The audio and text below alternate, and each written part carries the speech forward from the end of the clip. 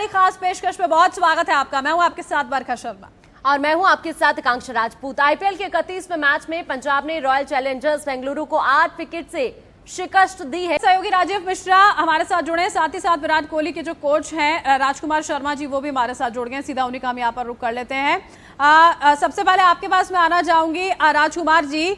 मतलब कल जब हम चर्चा कर रहे थे तो यही बात हो रही थी कि पंजाब का प्रदर्शन बहुत अच्छा नहीं रहा है, लेकिन कल जो है पासा पलटा।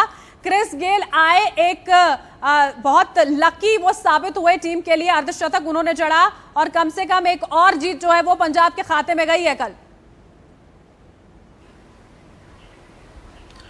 बिल्कुल बरखा, क्रिस गेल जैसे प्लेयर को आप बाहर नहीं बिठा सकते हैं। इस फॉर्मेट के वो वर्ल्ड में नंबर 1 बल्लेबाज हैं और पंजाब ने बहुत देरी की है उनको खिलाने में, क्योंकि वो एक ऐसा बल्लेबाज है कि जब वो रन बनाएंगे तो दूसरी टीम से वो मैच बहुत दूर ले जाते हैं, क्योंकि उनका स्ट्राइक रेट बहुत अच्छा होता है और लंबे लंबे छक्के मारने में माहिर हैं वो। और कोई भी अपोजिशन हो, कोई किसी भी तरह का गेंदबाज हो, वो उसके अगेंस्ट लंबे लंबे छक्के मार सकते हैं। तो कहीं ना कहीं कल भी उन्होंने दिखाया कि क्यों उन्हें बॉस कहा जाता है, वर्ल्ड बॉस कहा जाता है इस फॉर्मेट में, क्योंकि उनका कोई सानी नहीं है इस फॉर्मेट में। और जैसा आपने कहा कि वो लकी भी साबित हुए पंजाब के लिए। पंजाब बहुत बुरी तरह स्ट्रगल कर रहा था, 5 मैच पिछले हार के आया था और पिछला जो मैच जीता था उन्होंने वो भी आरसीबी के अगेंस्ट ही था और कल फिर क्रिस गेल ने केएल राहुल के साथ मिलकर जीत दिलाई।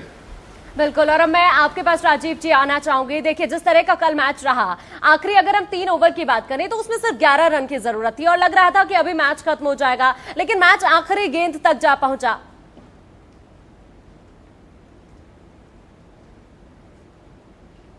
मुझे तो ऐसा लग रहा था कि दोनों कप्तानों के बीच में होड़ चल रही कि पहले मैच कौन हारना चाहता है। 3 ओवर में 11 रन की तो चर्चा बाद में होनी चाहिए, पहले चर्चा इस बात को लेके होनी चाहिए कि पिछले मैच में 33 गेंदों पे 73 रन बनाने वाले एबी डिविलियर्स को इतने नीचे बल्लेबाजी करने विराट कोहली ने क्यों भेजा। जिनको एक दिन पहले वो एलियन कह रहे हैं, उसको अगले दिन वो बैटिंग कर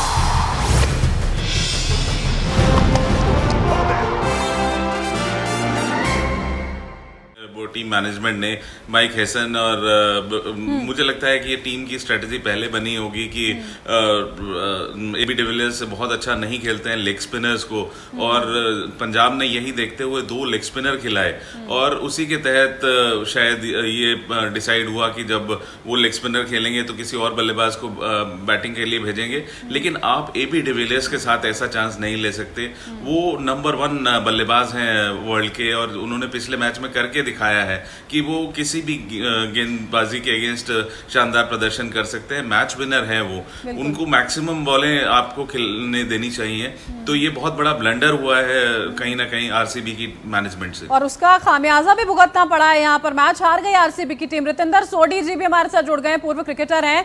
रितेंद्र जी, इसी बात को लेकर चर्चा यहाँ पर राजीव जी कर रहे थे कि देखिए 6ठे नंबर पर एबी डिविलियर्स को उतारने का फैसला आखिर विराट कोहली के जहन में आया कैसे, और इसी का सबसे बड़ा खामियाजा टीम ने भुगता है कि मैच हारना यहाँ पर पड़ा। मतलब आप फॉर्म में नजर आ रहे हैं, आप रन्स बना रहे हैं, तो आखिर ऐसी कौन सी स्थिति पैदा हो गई थी कि आपको अपने इतने अच्छे बल्लेबाज को 6ठे नंबर पर उतारना पड़ा?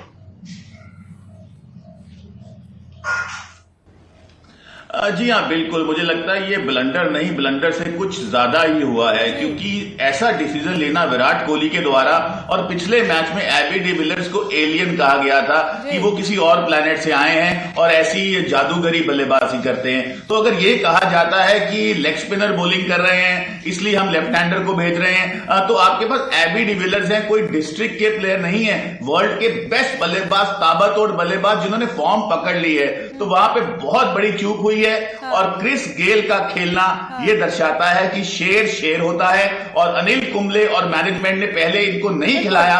आई थिंक एक और बड़ा ब्लंडर पंजाब के द्वारा। ब्लंडर तो यहाँ पर रहा ही। और उसी के साथ साथ राजकुमार जी, क्या सोचकर, मतलब वॉशिंगटन सुंदर को क्या हो गया था? पूरे सीजन में सबसे ज्यादा महंगे वो साबित हुए यहाँ पर। क्रिस गेल के सामने तो उन्हें उतार दिया गया गेंदबाजी के लिए, लेकिन धमाकेदार परफॉर्मेंस यहाँ पर क्रिस गेल ने अपनी दिखा दी। जो वॉशिंगटन सुंदर को जो सोच कर यहाँ पर उतारा गया था, उस पर भी वो खरे यहाँ पर नहीं उतर पाए। बिल्कुल, देखिए लेफ्ट हैंडर बैट्समैन के सामने ऑफ स्पिनर एक अच्छा विकल्प माना जाता है, लेकिन आप क्रिस गेल को नहीं रोक सकते हैं। क्रिस गेल एक ऐसे बल्लेबाज हैं कि वो किसी भी गेंदबाज को लंबे लंबे छक्के मार सकते हैं। वो शारजा का ग्राउंड भी थोड़ा छोटा है, तो खैर क्रिस गेल को बहुत फर्क नहीं पड़ता कि ग्राउंड छोटा है या बड़ा है, वो तो बहुत लंबे छक्के मारने में माहिर हैं।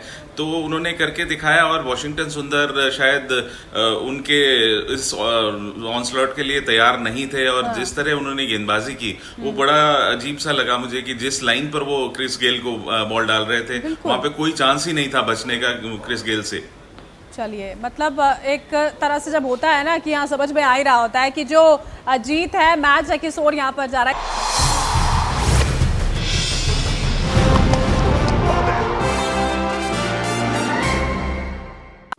पंजाब के गेंदबाजों ने भी शानदार प्रदर्शन किया। गेंदबाज मोहम्मद शमी और मुरुगन अश्विन ने दो विकेटों ने यहाँ पर की थी। हमारे साथ लगातार हमारे खास मेहमान जुड़े हुए हैं। राजीव जी, आपके पास मैं आना चाहूंगी। अगर पहले उसकी हम बात कर लेते हैं विनिंग टीम की, किंग्स 11 पंजाब की। शुरुआत के जो 3 ओवर्स यहाँ पर रहे थे, बहुत कसी हुई गेंदबाजी बेंगलुरु की ओर से यहाँ पर की जा रही थी, रोकने की पूरी कोशिश की गई, लेकिन चौथे ओवर में जब 15 रन बने तो पूरा का पूरा पासा जो है पलटता हुआ नजर आया यहाँ पर किंग्स 11 पंजाब के लेकर।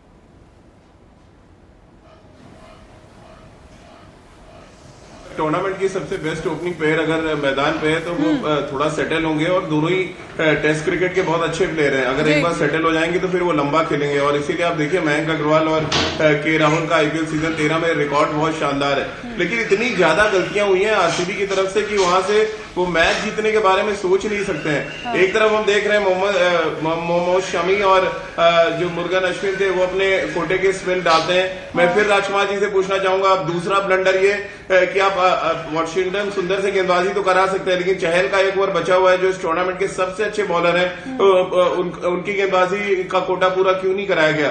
तो इतने ब्लंडर्स के साथ या तो देश का जो हमारा कप्तान है वो दूसरों के हिसाब से चल रहा है, या डाटा वो ज्यादा पढ़ के जाते हैं मैदान पे, कंप्यूटर के साथ आप मैच खेल रहे हैं जो पॉसिबल नहीं है। तो ये कुछ ऐसे ब्लंडर्स हैं। राजकुमार जी, यजुवेंद्र चहल का एक ओवर कैसे बच गया? देखिए राजीव, जहां तक यजुवेंद्र चहल की बात है, शायद क्रिस गेल की वजह से उनको रोका गया कि क्योंकि बहुत आसान होता है एक लेग स्पिनर को मारना लेफ्ट हैंडर के लिए, और ग्राउंड भी थोड़ा छोटा था, तो वहीं पे उनको डिफेंड करते हुए बचाते हुए उनका एक ओवर रह गया। लेकिन यजुवेंद्र चहल एक शानदार गेंदबाज हैं, और उन्होंने ये करके दिखाया कि वो लेफ्ट हैंडर्स को भी अच्छी गेंदबाजी करते हैं। लेकिन क्रिस गेल का जो एक टेरर था, मुझे लगता है कि शायद उस वजह से उनको गेंदबाजी नहीं कराई गई उनके सामने, और इसी वजह से उनका एक ओवर रह गया। और एक ओवर रहा था यहाँ पर राजकुमार जी, आखिरी ओवर में इस्तेमाल यहाँ पर यजुवेंद्र चहल को किया जरूर गया था। 4 रन महज बचे थे, लेकिन फिर भी आखिरी बॉल तक ले जाने में उस दौरान भी कामयाब कहीं ना कहीं रह गए थे। हालांकि मैच तो बेंगलुरु हार ही गया, तमाम जो स्ट्रैटेजी थी वो सब फेल होती हुई नजर आई। बने रहिएगा आप तीनों ही हमारे साथ।